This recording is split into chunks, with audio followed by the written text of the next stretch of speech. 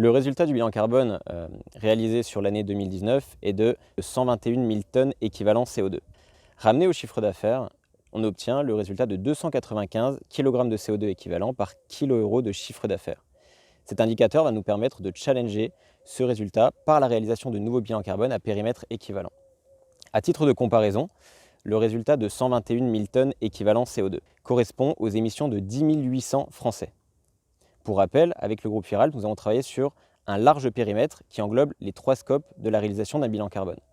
Les postes les plus importants du bilan carbone du groupe Firalp sont les intrants, avec les matières premières composant les produits finis et les matériaux, et le transport, avec les consommations de carburant, des engins de chantier, des matériels de transport, mais également des transports de personnes, avec les déplacements domicile-travail et les déplacements professionnels.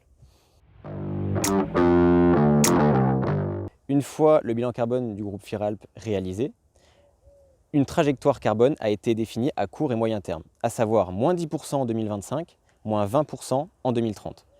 Ces objectifs vont être obtenus par la mise en place d'un plan d'action cadencé. Le groupe Firalp souhaite travailler sur 4 axes. Le premier est le recyclage.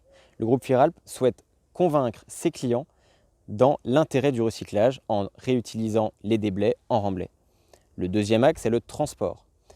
Évidemment, avec les engins de chantier, les matériels de transport de personnes et transport de matériaux, le but serait d'accompagner une transition et de basculer ces transports vers une énergie alternative.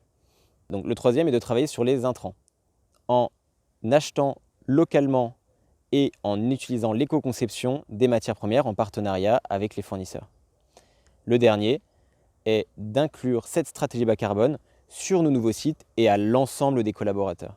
Sur ces 4 axes, nous allons mettre en place des groupes de travail nous permettant de mettre en place ces actions à horizon 2022 et 2023 et ainsi réussir nos objectifs fixés.